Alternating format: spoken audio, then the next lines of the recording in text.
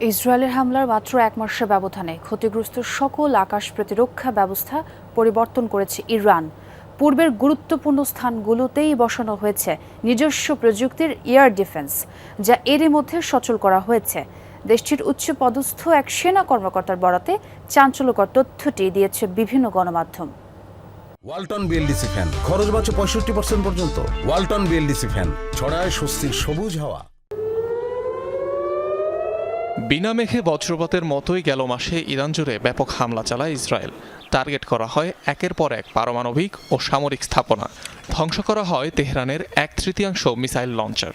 Tel Aviv পরিচালিত operation rising লায়নের পর ধারণা করা হচ্ছিল ব্যাপকভাবে ক্ষতিগ্রস্ত হয়েছে ইরানের আকাশ প্রতিরক্ষা ব্যবস্থা। এই ধারণার ভুল ভাঙল ইরান। মাত্র এক মাসের মাথায় ক্ষতিগ্রস্ত সকল আকাশ প্রতিরক্ষা ব্যবস্থা সরিয়ে নতুন এয়ার ডিফেন্স বসিয়েছে তেহরান।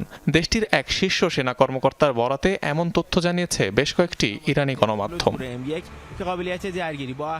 বলা হচ্ছে, ইসরায়েলের হামলায় যেসব প্রতিরক্ষামূলক ক্ষেপণাস্ত্র ব্যবস্থা ধ্বংস হয়েছিল, নিজস্ব প্রযুক্তির এয়ার ডিফেন্স দিয়ে সেগুলো পরিবর্তন করা হয়েছে। পূর্বের স্থানগুলোতেই মিসাইল সিস্টেমগুলো বসানো হয়েছে। এর আগে চীনা প্রযুক্তির HQ-9 মিসাইল ডিফেন্স সিস্টেম ইরানের হাতে পাওয়ার খবর প্রকাশ করে বিভিন্ন গণমাধ্যম। কয়েক বছর ধরেই এয়ার ডিফেন্স সিস্টেম ঢেলে সাজানোর প্রক্রিয়া চলছে ইরানের। রুশ S-300 ছাড়াও সম্পূর্ণ নিজস্ব প্রযুক্তিতে তৈরি আকাশ প্রতিরক্ষা ব্যবস্থা ব্যবহার করে থাকে তেহরান, যার মধ্যে অন্যতম বাভার 373 এবং খোরদাদ 15।